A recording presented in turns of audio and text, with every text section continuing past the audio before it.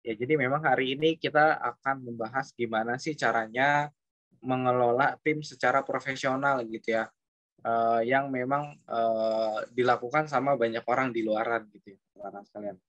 Ini untuk info teman-teman, ini adalah materi training dari kebanyakan apa ya, banyak perusahaan training yang memberikan materi tim manajemen ini, rekan-rekan sekalian. Gitu. Makanya kita nggak boleh kalah nih sama profesional di bidang bisnis lain gitu ya. Karena teman-teman sekalian, kalau lihat dari bukunya GoPro ya memang kalau mau jalanin bisnis HDI ini kita juga harus pro gitu ya, harus secara profesional. Makanya kita bahas tim manajemen malam hari ini. Mudah-mudahan bisa bermanfaat buat teman-teman semuanya dan bisa dipraktekkan gitu ya. Nah, ini kita mulai dari quotes dari seorang Steve Jobs, teman sekalian ya. Seorang motivator ya, seorang pebisnis yang berhasil banget gitu ya. Steve Jobs bilang, hal-hal hebat dalam bisnis ini tidak pernah dilakukan oleh satu orang, tetapi dilakukan oleh sebuah tim gitu ya, rekan-rekan sekalian. Jadi Steve Jobs ini ya bisnisnya luar biasa segala macam. Ini dia pasti punya orang-orang di belakangnya, orang-orang atau tim yang mendampingi dia dari awal, rekan-rekan sekalian. Gitu. Ada yang tahu ceritanya Mark Zuckerberg dalam membangun bisnis Facebook, rekan-rekan? Ada yang tahu nggak? Gimana ceritanya Mark Zuckerberg ketika awal banget bikin bisnis Facebook ya, membangun nge-build ya, bikin Facebook ya, membangun Facebook ya. Ada yang tahu nggak nih ceritanya?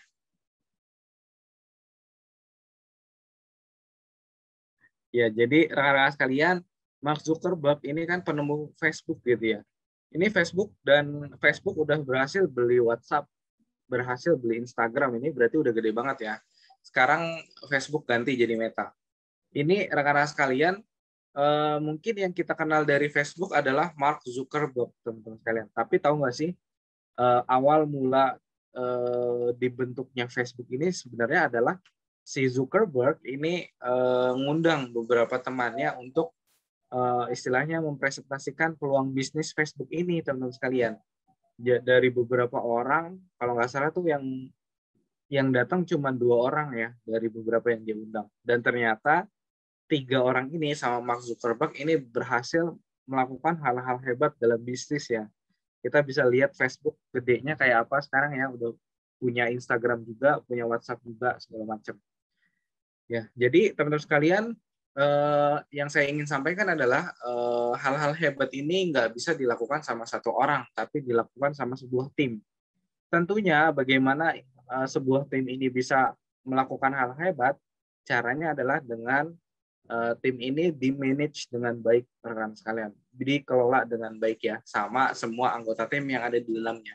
Gitu. Makanya pada malam hari ini kita akan sharing mengenai bagaimana sih uh, memanage ya, memanajemen sebuah tim, teman kalian. Nah, ini kita awali dari ini semua berawal dari 4 ini ya, rekan-rekan sekalian. Jadi namanya tim ini pasti ada seorang leader ya, rekan-rekan sekalian. Nah, ini makanya dalam memanajemen tim ini kita berangkat dari 4 skill utama seorang leader, rekan-rekan sekalian ya. Kenapa? Karena di setiap tim ini pasti ada leadernya gitu. Iya nggak sih? Makanya kita mulai dari sini. 4 skill utama seorang leader, teman-teman kalian. Apa aja sih? Yaitu yang pertama communicate ya. Bagaimana kemampuan komunikasi seorang leader, seorang pemimpin ini dapat mempengaruhi bagaimana dia mengelola, memanage sebuah tim ya, mengelola timnya sendiri. Lalu motivasi ya, motivate teman-teman sekalian. Ini leader harus bisa untuk memotivasi rekan kerjanya, bisa memotivasi anggota timnya, bagaimanapun caranya, rekan-rekan sekalian. Ini seorang leader harus bisa memotivasi rekan kerja dan timnya, gitu ya. Lalu untuk bisa memanage sebuah tim, ini seorang leader juga harus bisa delegate ya, teman sekalian, yaitu mendelegasikan ya. Seperti apa sih mendelegasikan, rekan sekalian? Yaitu gampangnya tuh ngatur ya, mengalokasikan tugas-tugas yang ada di tim tersebut gitu ya. Nah, nanti hari ini kita akan coba praktek sih, gimana sih bagaimana mengalokasikan tugas-tugas yang ada dalam sebuah tim gitu ya, teman-teman sekalian. Yang kedua, rekan-rekan sekalian, ini yang terakhir ini sorry, develop ya. Bagaimana seorang leader ini bisa ngelihat potensi dari rekan kerjanya, potensi dari anggota timnya untuk bisa dikembangin lagi, teman-teman sekalian ya. Kenapa? Karena ya untuk bisa melakukan hal-hal hebat bersama tim, ya kita perlu tim yang kompeten, tim yang memang punya kemampuan mumpuni untuk mewujudkan tujuan-tujuan kita gitu, rekan-rekan sekalian. Ya, jadi bagaimana memanajemen sebuah tim, kita berangkat dari 4 skill utama leader ini ya, yaitu bagaimana berkomunikasi, memotivasi, terus mendelegasi dan mendevelop ya. Nah ini kita mulai aja dari bagaimana caranya mengkomunikasikan gitu ya, rekan-rekan semuanya. Nah ini, sorry. Kita mulai dari bagaimana seorang leader ini bisa mengkomunikasikan apa yang segala hal ya dalam timnya gitu ya. Karena tujuan dari sebuah tim kan pasti ada tujuan, ada target tertentu gitu, rekan-rekan sekalian. Nah ini gimana sih komunikasi? Nah ini kita kan udah belajar banyak banget ya mengenai komunikasi ya. Bagaimana berkomunikasi secara efektif, bagaimana berkomunikasi secara persuasif ya, rekan-rekan. Nah ini nggak akan saya ulang gitu ya, karena ini udah lama banget ya, teman-teman. Nanti kalau memang videonya udah diupload, bisa di flashback lagi nih, komunikasi efektif dan komunikasi persuasif. Tapi di sini saya akan tambahkan lagi, teman-teman sekalian, yaitu ada namanya 5 prinsip komunikasi efektif, teman-teman sekalian. Ya ini terkenal banget di dunia uh, human development, teman-teman sekalian, di dunia komunikasi, teman-teman sekalian, ini terkenal ya, Rich ini, teman-teman sekalian. Jadi ada 5 prinsip bagaimana kita bisa berkomunikasi efektif di dalam sebuah tim ya, teman-teman sekalian, atau di lingkungan di lingkungan sekitar teman-teman sekalian. Ya, jadi ada 5 prinsip. Yang pertama adalah respect ya, rekan-rekan sekalian, yaitu menghargai ya. Bagaimana kita bisa mendapat perhatian orang lain ya, karena komunikasi ini kan kita komunikasi prosesnya dua arah ya, timbal balik rekan-rekan sekalian. Makanya hal yang pertama yang harus kita harus kita jalani, harus kita pegang adalah kita harus bisa respect sama rekan kerja kita ya, teman-teman sekalian. Jadi kalau di dalam tim ini nggak ada namanya saling menghargai gitu ya. Yang ada mungkin malah ngebully dan sebagainya, teman-teman sekalian. Kira-kira apa yang akan terjadi nih kalau kayak gitu? Ya, boleh komentarnya teman-teman sekalian. Atau teman-teman pernah nih ada pernah punya pengalaman di kelompok belajar tertentu atau mungkin di komunitas tertentu ini di dalam timnya nih nggak ada saling respect gitu ya. Ada pengalaman gitu nggak teman-teman? Jadinya jatuhnya timnya berantakan gitu ya. Jadi ya udah eh, nggak nggak jadi timnya gitu ya. Karena apa teman sekalian? Karena nggak ada respect. Ya ini kita mungkin kalau kita flashback lagi ke film yang kemarin The Internship ya, di awal-awal kan anak muda ini nggak ada respect ke si Bill dan siapa? Masih ingat namanya? Billy sama saya lupa satu lagi ya. Ya, jadi sama dua orang ini mereka nggak respect, akhirnya ketika di akhirnya ketika di pertandingan Quidditch ya, itu yang Harry Potter, mereka gagal. Kenapa? Karena nggak ada saling respect satu sama lain. Makanya penting banget untuk kita dalam tim ini saling respect ya, teman-teman kalian. Gitu. Nah, kalau saya boleh tanya nih, nah ini saya minta satu pendapat dari rekan-rekan semuanya ya. Caranya rekan-rekan untuk bisa menjaga respect satu sama lain di dalam sebuah tim, kayak apa aja sih yang dilakukan sama rekan-rekan nih, terutama yang memang timnya udah jalan gitu ya, atau di kerjaan juga boleh atau dimanapun, bagaimana menjaga respect di dalam sebuah tim rekan-rekan sekalian. Boleh open mic aja ya. Siapa nih yang mau kasih kasih masukan ya? Saya butuh masukan, apalagi teman-teman yang udah berpengalaman nih. Ini saya yakin pasti banyak banget pengalaman yang bisa kita pelajarin ya mengenai kehidupan ya. Karena respect ini lekat banget sama namanya pelajaran kehidupan gitu. Gimana sih kita bisa apa ya istilahnya ya, menjaga respect kita sama orang lain, atau gimana caranya kita bisa respect sama orang lain, teman-teman? Boleh ini ya nggak? Ya, saya butuh satu. Ya ini apalagi yang udah pengalaman ya teman-teman sekalian, boleh banget nih.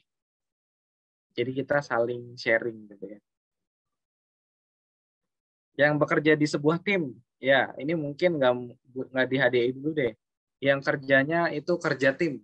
Siapa nih yang pernah kerja tim atau sampai sekarang nih masih kerja tim, teman-teman sekalian, dan punya tim yang solid, ada? Ya, gimana? Ada nggak nih? Biasanya tuh tim-tim marketing ya, tim-tim sales tuh solid-solid ya. Ya, ada nggak rekan-rekan di sini yang punya tim, merasakan tim yang solid gitu? Ya, siapa?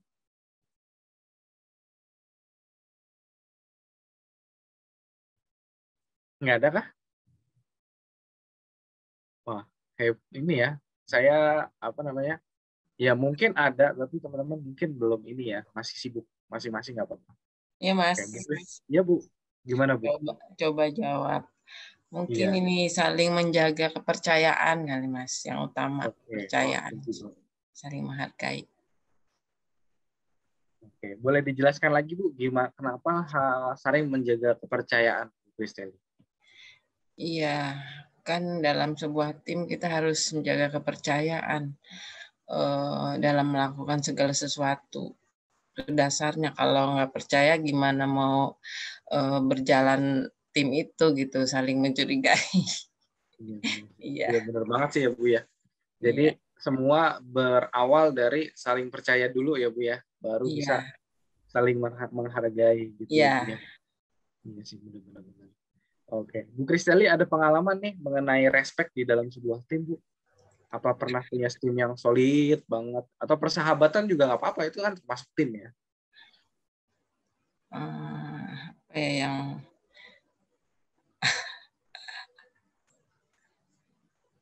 apa Oke, nggak apa-apa Bu. pengalamannya yang Kalau saya boleh cerita, rekan-rekan sekalian, ini kan dulu saya memang punya, ada namanya apa ya?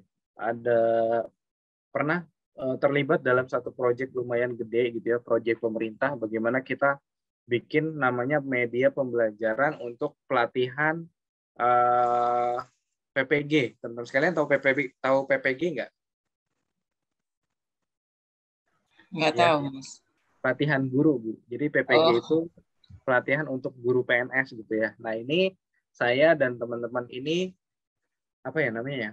Eh bekerja sama ya. Kita dikumpulin jadi dalam satu tim untuk membuat media pembelajaran gitu ya. Jadi media pembelajaran dalam pelatihan itu berupa video dan lain-lain, slide presentasi dan lain-lain, ini kita bikin gitu ya. Nah, ini tim kita dikumpulin dari memang teman-teman yang punya kemampuan di bidangnya masing-masing, di bidang fotografi, di bidang pembuatan video, di bidang PowerPoint, ini dikumpulin. Nah, teman-teman sekalian, ini pengalamannya adalah gimana caranya kita bisa saling jaga respect satu sama lain. Benar banget tadi kata Bu Kristeli ya, mulai dari kepercayaan. Ya, bagaimana tim saya ini yang tadi tim media pembelajaran ini dibentuk ya karena kita dipercaya satu sama lain kalau kita ini bisa jadi tim yang bagus ya. Mulai dari situ ya namanya project pasti ada clash sedikit-dikit, tapi kita tetap bisa on control. Kita bisa mengantisipasi konflik-konflik yang terjadi, tapi tetap bisa saling respect tentu kalian. Ya ini makasih banyak Bu Kristeli dari apa ya masukannya ya untuk bisa saling respect diawali dengan saling percaya teman kalian. Gitu. Lalu prinsip komunikasi efektif yang kedua ini adalah empati teman-teman sekalian. Jadi empati itu gampangnya adalah merasakan yang orang lain rasakan gitu ya. Itu empati, rekan-rekan sekalian. Nah, ini kita juga harus punya namanya perasaan empati ya. Kenapa? Karena untuk bisa tahu apa kebutuhan orang lain, untuk tahu apa yang diinginkan orang lain, itu kan salah satu cara biar kita komunikasinya efektif gitu ya, langsung to the point aja. Nah, ini kita harus bisa mengerti apa yang memang dirasakan sama lawan bicara kita gitu, rekan-rekan sekalian. Ya, jadi itu empati ya, teman-teman sekalian. Kita harus punya empati.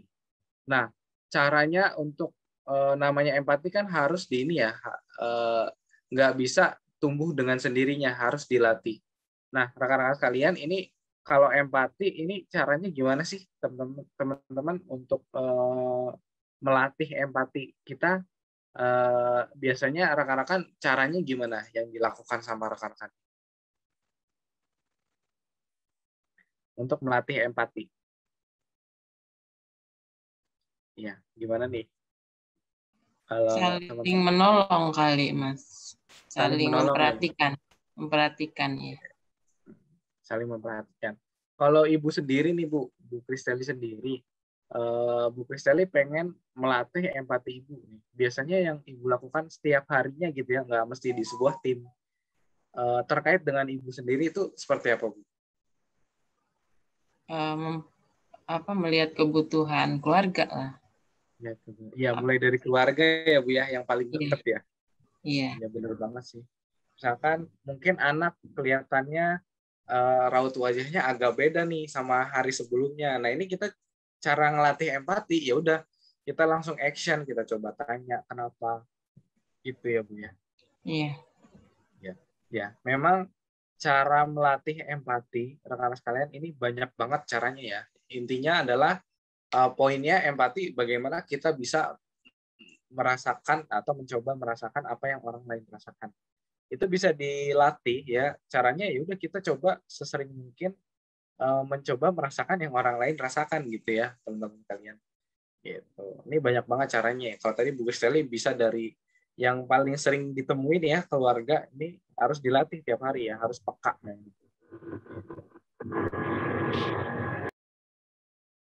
Oke, kita lanjut ya.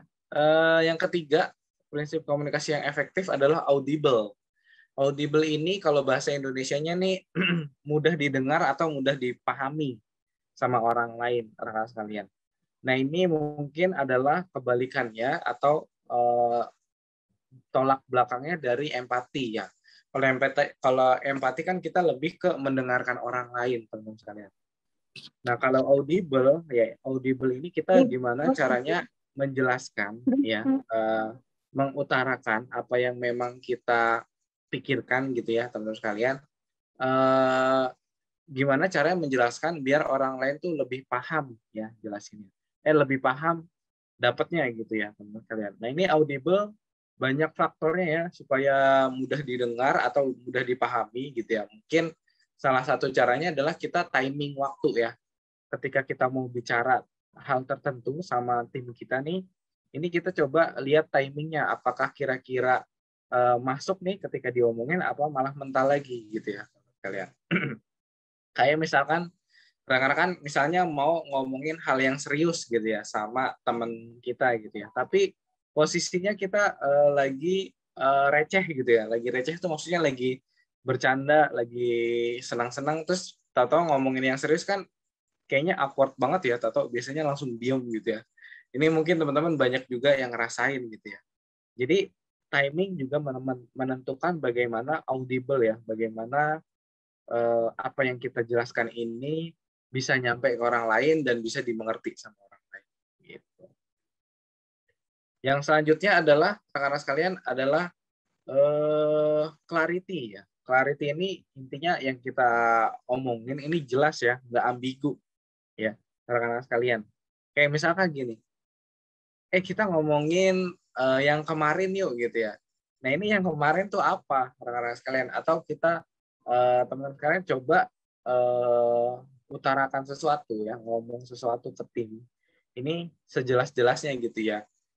Karena di bahasa Indonesia tuh banyak banget kata ganti gitu ya. Ini yang bikin kadang jadi miskomunikasi, jadi mispersepsi ya. Karena mungkin kita teman-teman juga ngerasain ya, gimana kita seringnya ngomong yang itu gitu, yang itu tuh yang mana sebenarnya gitu teman-teman sekalian. Ya, di sini jadi intinya di clarity ini menghindari ketidakjelasan ya. Jadi memang harus clear ngomong. Nah, yang terakhir humble. Teman-teman sekalian, ini penting banget ya. Di dalam sebuah tim memang mungkin kalau teman-teman jadi seorang leader ya, jadi seorang upline, ini memang punya apa ya? Istilahnya punya kekuatan ya, punya kekuatan, punya karisma dan sebagainya. Tapi teman-teman harus juga tetap humble ya. Humble tuh rendah hati ya, rekan-rekan sekalian. Kenapa? Karena rendah hati ini akan apa ya, terikat juga sama respect orang lain, rekan-rekan sekalian. Ya, ini akan terikat juga sama respect ya. Kalau kita sebagai leader nih egois ya, mau menang sendiri, nggak mau dengerin orang lain, ya nggak mau menerima masukan ataupun kritik dari anggota tim, ini kita akan kehilangan respect kita sendiri dari anggota tim, misalnya. Jadi memang humble ini juga penting ya. Jadi ini 5 prinsip komunikasi efektif yang banyak sekali digunakan di luaran ya. Reach ya, respect, empathy, audible, clarity, dan humble. Mungkin ini abstrak, teman sekalian nggak agak sulit bagaimana sih wujudnya gitu ya. Tapi teman-teman sekalian, ini sebenarnya bisa dilatih dan bisa dibiasakan ya. Kalau respect ya udah kita coba memang benar-benar menghargai pendapat orang lain walaupun itu kontra nih sama kita. Ya kita harus tahan gitu ya. Terus empati itu bagaimana kita jadi pendengar yang baik ya, mencoba memahami apa yang orang lain rasakan. Audible, kita coba menyampaikan sesuatu dan lebih efektif ya nyampainya gitu ya. Biar didengar dan dipahami dengan jelas. Clarity, kita ngomong yang sejelas-jelasnya, se-clear-clearnya ya. Jangan ada kata ganti dan lain sebagainya. Dan humble tuh ya tetap harus rendah hati. Ya, rekan-rekan sekalian. Ini 5 prinsip komunikasi efektif yang bisa kita kita aplikasikan dalam memanajemen sebuah tim ya, rekan-rekan sekalian. Gitu. Lalu skill yang kedua apa sih sebagai seorang leader untuk bisa mengelola atau manage sebuah tim ya, rekan-rekan sekalian. Yang kedua ini adalah motivate ya, atau memotivasi ya. Memotivasi rekan kerja gitu ya. Nah, namanya memotivasi rekan kerja, kalau sebelum kita bisa memotivasi orang lain, PR-nya apa nih, rekan-rekan sekalian? Sebelum kita memotivasi orang lain nih, PR-nya adalah motivasi diri sendiri. benar, motivasi diri sendiri ya. Kemarin kita juga udah pelajarin tuh gimana caranya memotivasi diri sendiri ya. Ini teman-teman bisa flashback lagi nih, kata saya nggak akan mengulang lagi. Teman-teman sekalian, itu modalnya untuk bisa memotivasi orang lain, kita juga harus bisa memotivasi diri sendiri. Kemarin kita udah bahas banyak banget caranya ya. Bisa coba nyari quality time, bisa coba nonton video motivasi, bisa melakukan hal-hal yang teman sukai, dan banyak lagi. Intinya harus bisa memotivasi diri sendiri dulu, PR-nya itu. Kalau udah bisa, baru kita bisa memotivasi orang lain. Nah, ini saya akan sampaikan ada 5 cara untuk memotivasi rekan kerja atau motivasi orang lain, teman-teman. Nah, ini saya ambil dari YouTube seorang dokter ya, teman-teman sekalian. Ini sebenarnya lebih ke untuk memotivasi orang depresi ya. Tapi menurut saya ini bisa juga kita praktekin buat memotivasi rekan kerja kita nih yang kayaknya lesu banget ya, udah ya bisa dibilang udah nggak semangat jalanin bisnis ya, udah hopeless lah. Nah, ini teman-teman sekalian, kita bisa coba gunakan 5 cara ini untuk memotivasi rekan kerja kita ya. Kenapa ya? Karena di bisnis multi level marketing ini adalah bisnis yang dikhususkan untuk kita-kita yang mau menolong orang lain, membantu orang lain, makanya kita harus tetap motivasi teman kita yang mungkin lagi lesu, lagi lain-lain ya. Ini ada 5 cara gitu ya, langsung aja. Yang pertama, teman-teman sekalian, listen and understand ya. Ada yang tahu nggak ini kayak tagline-nya siapa ya? Ada ya, ini listening, understanding ya. Saya jadi sebut ya. Ini Ini mungkin teman-teman sering dengar ya tagline ini, listen and understand, dan ini sebenarnya memang benar ya, untuk memotivasi rekan kerja kita juga harus bisa dengerin dan mengerti dulu nih apa yang dipengen sama rekan kerja kita sebenarnya gitu ya. Karena kalau kita nggak dengerin dulu gitu ya, kita langsung motivasi, ayo semangat, kamu pasti bisa. Saya yakin kamu pasti bisa. Ya, semua orang bisa, kenapa kita nggak bisa gitu ya. Mungkin langsung kayak gitu, langsung disuntik kayak gitu. Tapi kita lupa nih langkah pertama, yaitu dengerin dan memahami apa yang sebenarnya jadi kendala rekan kerja kita. Ya, apa yang sebenarnya dipengen sama dia. Ya, rekan-rekan. Mungkin aja kita ngomong kayak gitu, kamu pasti bisa gitu ya. Ayo semangat segala macam. Banyak kok yang dukung gitu ya, teman-teman sekalian. Ternyata kita nggak dengerin ya, kita nggak coba dengerin dia dulu. Ternyata kalau kita dengerin, ternyata kendalanya dia adalah dia nggak dapat dukungan mungkin dari keluarganya. Nah ini kan kita jadi kebalikan ya, motivasi yang kita kasih, ayo kita semua mendukung kamu, padahal dia ngerasa oh keluarganya sendiri nggak mendukung dia jalanin bisnis, teman-teman sekalian.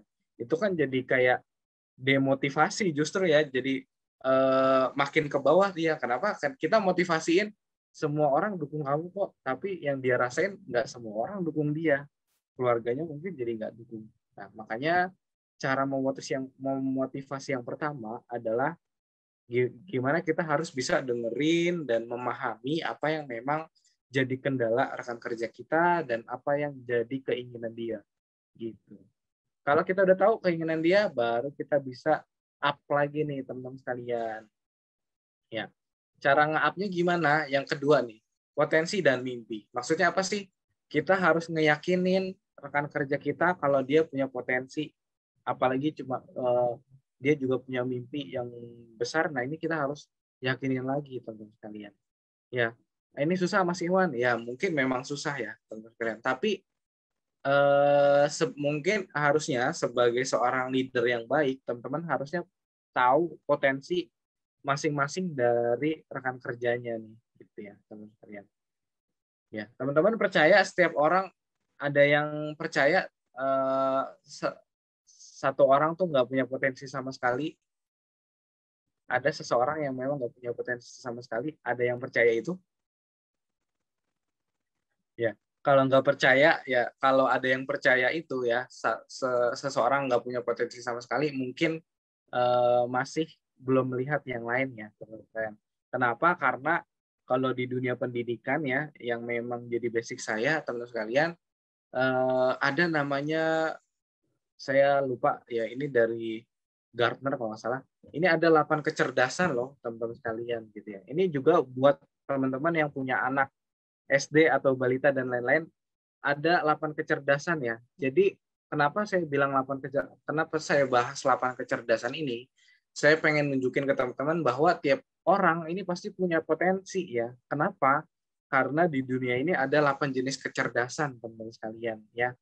Yang pertama, kecerdasan yang memang berkaitan dengan otak kiri ya, kayak kecerdasan matematik, kecerdasan linguistik ya, bagaimana apa ya, kecerdasan linguistik itu kecerdasan berbahasa gitu ya. Sorry, ini saya coba searching dulu, ada 8 jenis kecerdasan gitu ya.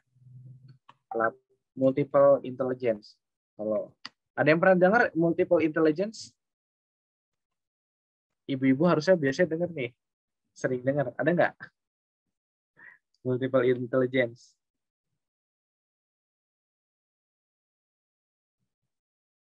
Motor, musik, people. Sorry.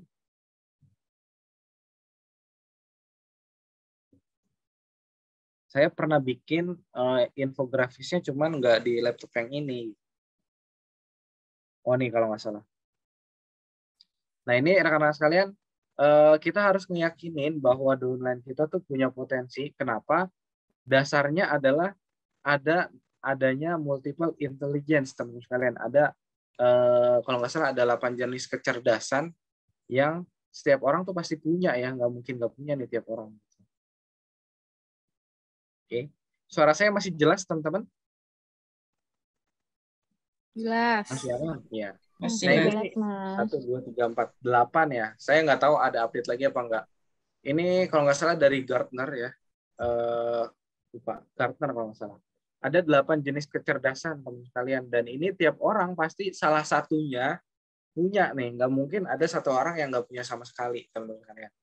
Yang pertama ada visual spasial ya. Ini mungkin ini adalah kecerdasan di mana orang tuh pinter banget ngegambar, pinter ngedesain ya. Kalau tadi Mbak bilang punya art sense yang bagus ya, mungkin karena dia punya salah satu dari 8 kecerdasan ini, yaitu visual spasial, teman-teman sekalian. Kecerdasan visual, teman-teman sekalian. Lalu linguistik verbal, teman-teman sekalian. Ini adalah kecerdasan orang-orang yang pinter ngomong di depan umum ya, teman-teman sekalian. Ini kayaknya dia kayak nggak latihan aja tuh gampang banget ya, ngomong di depan umum tuh lancar banget rasanya. Nah ini karena dia salah satunya punya kecerdasan linguistik. Oke, suaranya gimana? Sorry. Nggak ada suara di aku. Suaranya aman? Aman, Mas. Aman ya? Oke. Kita lanjut ya. Ini interpersonal. Kecerdasan interpersonal ini adalah kecerdasan di mana dia tuh mungkin ada nggak suara Mas Iwan? Di mana dia tuh pinter banget untuk bergaul sama orang lain ya, rekan-rekan sekalian. Ini interpersonal. Lalu yang terus ada intrapersonal ya. Intrapersonal ini lebih kecerdasan untuk memahami diri sendiri, teman-teman sekalian. Ya ini biasanya orangnya deep banget gitu ya. Terus ada logical matematik ya, ini pinter MTK, sains dan sebagainya. Terus kecerdasan musikal ya, pinter main musik ya. Bodily kinesthetic ini biasanya olahragawan, dan naturalistik ini kalau nggak salah dia apa ya, kecerdasan yang berkaitan dengan alam, teman-teman sekalian. Ini kalau nggak salah saya agak lupa yang natural. Jadi teman-teman sekalian, apakah masih percaya, apakah masih setuju bahwa ada satu orang yang nggak punya potensi sama sekali setelah saya paparkan 8 kecerdasan ini? Ya. Nah, ini teman-teman harus bisa motivasi rekan kerjanya ya. Karena tiap orang punya potensi, ini bukan bualan karena ada namanya 8 kecerdasan. Teman-teman boleh kasih ini. Gitu ya. Ini juga mungkin cocok juga buat teman-teman yang jadi mami-mami ya, apalagi anaknya udah mulai SD, udah mulai TK, mungkin beberapa ibu-ibu ya, bukan beberapa ibu ya, tradisi ya, mungkin mudah-mudahan nih sekarang udah enggak tradisi orang tua, apalagi di kawasan Asia, teman-teman sekalian, mereka cenderung lebih ini ya, lebih fokus sama logical matematik ya. Kalau nilainya jelek dimarahin gitu ya. Padahal teman kalian, seorang anak ini ada 8 kecerdasan, dan bisa aja seorang anak nih nggak cerdas di logical matematikal, tapi dia cerdasnya di musik, teman sekalian. Dan itu nggak apa-apa. Ya, bisa. Apakah seorang pemusik harus pinter MTK? Nggak mesti ya, teman sekalian. Jadi kalau nggak salah saya punya postingannya bagus, nanti saya coba cari, nanti saya share di grup ya. Intinya ini teman sekalian untuk menyemangati rekan kerja, tiap orang pasti punya potensi. Buktinya adalah teori dari multiple intelligence ini, teman-teman bisa meyakinkan lagi. Sekaligus buat masukan saya buat teman-teman yang apalagi sudah menjadi ibu dan anaknya sudah mulai masuk ke masuk ke dunia pendidikan formal ya, SD ya. Nah ini teman-teman sekalian, memang kita nggak bisa tuntut anak kita pinter MTK ya, tapi ada 8 kecerdasan lainnya dan itu bisa kita kembangin. Gitu teman-teman sekalian. Itu pesan dari teknologi pendidikan ya. Jadi mudah-mudahan bisa diresapi. Iklan dikit nggak apa-apa ya. Gitu. Lanjut lagi rekan-rekan sekalian, bagaimana kita memotivasi teman kita gitu ya. Ini saya share screen lagi. Oh, udah jam 8 aja ya. Oke. Sorry ya, agak lanjut. Selanjutnya, cara memotivasi rekan kerja, tawarkan bantuan, teman-teman sekalian. Nggak ada yang lebih nggak ada yang lebih action ketimbang kita langsung nawarin bantuan sama orang lain ya.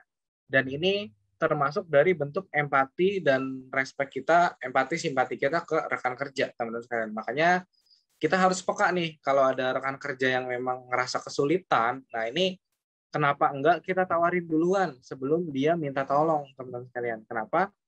teman-teman pasti bisa ngerasain sendiri lah ketika teman-teman kesulitan dan sebenarnya pengen minta tolong tapi nggak enak, nggak taunya orangnya nawarin bantuan duluan. Sesenang apa kita ketika hal itu terjadi, dan kita pasti akan serespek-respeknya sama orang itu ya, teman-teman sekalian, sama leader kita. Nah ini teman-teman bisa praktekin, tawarkan bantuan, coba peka apa yang menjadi kesulitan rekan kerja kita. Lalu ajak aktivitas bareng teman-teman sekalian, ini bisa juga untuk memotivasi rekan kerja gitu ya. Misalkan rekan kerjanya nih lagi lesu nih HDI ya, mungkin jangan aktivitas HDI dulu yang diajak gitu ya, tapi coba aktivitas yang memang lebih umum. Misalnya hangout ya, makan bareng, nonton bioskop, kayaknya kan udah mulai dibuka ya bioskop ya. Terus apalagi nih? Nonton bioskop, olahraga, lari dan sebagainya, nih apapun yang memang disenangi sama rekan kerja kita ya. Balik lagi ke listen and understand. Ya. Selanjutnya adalah jadi contoh yang positif. Nah, ini jadi kunci juga teman sekalian. Gimana kita bisa gimana kita mengharapkan hasil yang bagus dari rekan kerja kita kalau kita nggak bisa kasih contoh yang positif gitu ya. Karena apa teman sekalian? Ya memang konkretnya atau langkah nyatanya adalah kita harus bisa jadi contoh sebelum kita nyuruh orang lain. Intinya. Nah, lanjut kita ke delegate ya, teman-teman. Delegate ini mendelegasikan gitu ya. Kalau di kalau di profesional, teman-teman sekalian, delegasi ini biasanya dari atasan ke bawahan gitu ya. Bagaimana seorang leader atasan mendelegasikan, menugaskan bawahannya untuk mengerjakan job desk tertentu. Tapi kalau di HDI, kalau di multi level marketing, menurut saya kan kita nggak bisa memaksa downline ya, teman-teman sekalian. Benar nggak sih? Kita kan nggak bisa memaksa downline ya, teman-teman sekalian. Nah ini saya coba kasih beberapa cara. Gimana caranya? Mungkin kita nggak bisa memaksa downline, tapi kita bisa bekerja sama dengan downline, teman-teman sekalian. Oke, kalau yang pertama delegasi, yang pertama mungkin kita coba harus duplikasi training HTS ya, how to start teman sekalian. Ya, gimana caranya bikin daftar nama, gimana caranya mengundang, gimana caranya presentasi ya. Ini harus didampingi ya teman-teman sekalian, rekan kerjanya gitu ya. Ini salah satu cara mendelegate ya, mendelegasikan. Lalu melakukan pembinaan yang kemarin udah kita bahas di how to start ya teman-teman sekalian. Ini kalau jelasnya teman-teman bisa coba lihat lagi materinya atau teman-teman bisa lihat trainingnya di YouTube ya, bagaimana melakukan how to start ya. Nah ini kan dari HDI-nya sendiri teman-teman sekalian. Ini saran yang kedua adalah ini yang banyak juga dilakukan. Yang ini yang bisa saran umumnya ya, generalnya yang mungkin bisa dilakukan sama teman-teman, yaitu buatlah tim charter teman-teman sekalian. Tim charter ini adalah seperti tools ya teman-teman sekalian. Ini kayak bagan gitu yang bantu kita tuh ngelola tim teman-teman sekalian, menyesuaikan karakteristik anggota, tujuan, job desk, target hasil, metode, sumber daya, dan cara ngelolanya teman-teman sekalian. Jadi tim charter ini biasanya tuh dibuat berdasarkan masukan dari setiap anggota tim, teman-teman sekalian. Jadi ya makanya tadi saya bilang mungkin kalau di multi level marketing kita nggak bisa push downline untuk melakukan sesuatu karena itu bisnisnya dia sendiri ya kan. Tapi kita bisa coba ajak downline ini kerjasama sama kita. Salah satu caranya adalah teman-teman bisa buat tim charter namanya ya. Nah ini saya tunjukin aja langsung template-nya ya. Template tim charter.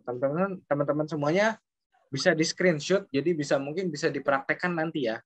Ini saya coba jelaskan dulu sedikit.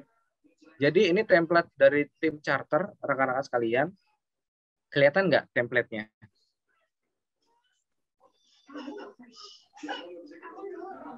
Jelas nggak? Kelihatan, jelas, Pak. Jelas ya. Nah ini mungkin kita bisa satu-satu.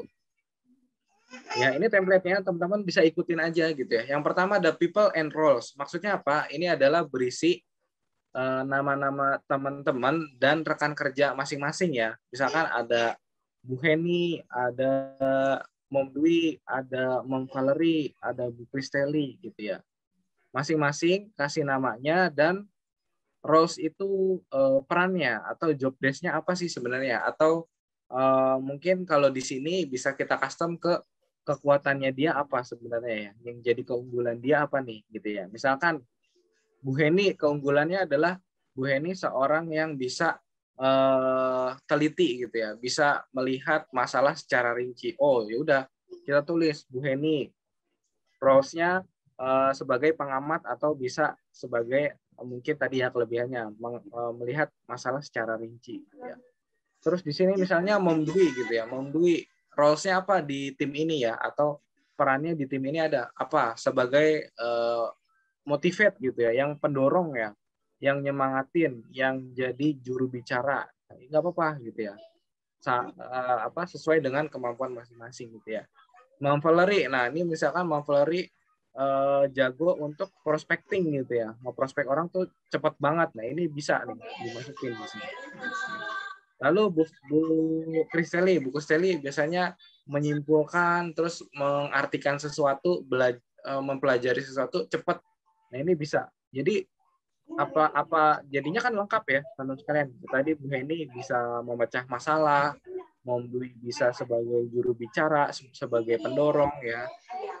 Mom Valerie ini sebagai prospek ya, jago prospek, dan Bu Kristeli sebagai yang cepat belajar. Ini kan kalau digabung, ini akan lebih kuat ya. Satu sama lain tuh bisa saling isi, teman-teman sekalian.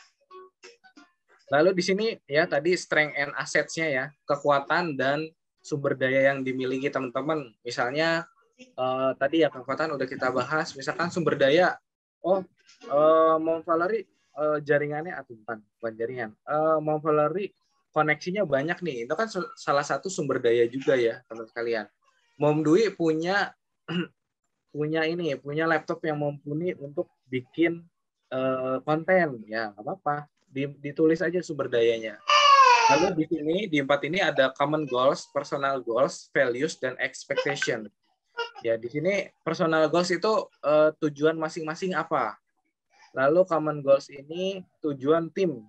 Maunya kemana nih? Tim ini mau dibawa kemana? Values ini adalah nilai-nilai yang nilai-nilai yang diyakini sama teman-teman gitu ya. Kalau di perusahaan tuh biasanya culture, teman-teman sekalian. Ya. Culture-nya apa nih di perusahaan? Misalkan agile, smart, intelligence, respect, dan lain sebagainya. Ini teman-teman bisa rumuskan sendiri values di dalam jaringan masing-masing apa sebenarnya. Gitu ya. Lifelong learner gitu apa gitu. Lalu expectation, harapannya atau apa ya harapannya dari tim ini apa gitu ya, pengennya apa gitu ya. Terus roles activities tadi udah kita bahas, dan terakhir adalah kelemahan masing-masing ya, kelemahan tim ataupun kelemahan perseorangan tuh apa aja gitu ya. Teman-teman sekalian ini bisa diisi. Kalau udah diisi, teman-teman sekalian bisa ngerumusin strategi nih. Kayak misalkan tadi ya, balik lagi, Bu Heni jago memecah masalah. Oh, berarti kalau ada masalah dia yang troubleshooting nih. Yang ngelit dia nih kalau ada masalah, Bu Heni. Oh, Mom Dwi sebagai orang yang pendorong ya, motivasi, juru bicara, dan lain sebagainya. Oh, berarti kalau kita bikin acara yang maju, Mom Dwi nih. Atau Mom Dwi juga bisa ngajarin Bu Heni, Bu Kristeli, atau Mom Valerie bagaimana caranya berpresentasi di depan umum gitu. Lalu ada Mom Valerie nih, prospeknya jago ya, terus koneksinya luas. Nah ini kita kalau ngomongin apa ya koneksi, nah berarti ke Mom Valerie ya. Lalu Bu Kristeli ini cepat belajar gitu ya, cepat nangkap. Nah ini kalau ada training atau ada hal baru, ini berarti tugasnya Bu Kristeli yang coba ngulik itu dulu baru di-share ke yang lain. Itu kan jadi lengkap ya teman-teman sekalian. Dari situ teman-teman bisa bikin strategi yang kuat untuk mencapai tujuan tim ya. Kalau di MLM kan tujuan dari sebuah tim adalah Royal Crown semua ya kalau bisa gitu ya. Semuanya Royal Crown. Atau tujuannya peringkat-peringkat tertentu gitu ya. Ini bisa teman-teman coba bikin gitu ya. Nah, ini yang terakhir ya, rekan-rekan sekalian, udah jam 8 lewat. Ya. Udah jam 8. Ini yang terakhir develop ya, bagaimana mengembangkan ya, bagaimana melakukan pengembangan dalam tim ya, teman-teman sekalian. Jadi teman-teman punya jaringan, teman-teman punya downline, ini harus dikembangin ya. Kenapa? Kita balik lagi tadi, tiap orang tuh pasti punya potensi, nggak mungkin enggak. Nah, kita coba kembangin dan sesuaikan dengan bisnis gitu ya, teman-teman sekalian. Nah, terus gimana sih caranya mengembangkan seseorang ya, apalagi khususnya downline gitu ya, teman-teman sekalian. Ini saya rumuskan ke 3 langkah pengembangan rekan kerja, teman-teman sekalian. Yang pertama adalah buat atau ajak ke acara pengembangan diri, teman-teman sekalian. Jadi rekan-rekan di sini bisa buat sendiri nih acara pengembangan diri khusus buat jaringannya gitu ya, teman-teman sekalian.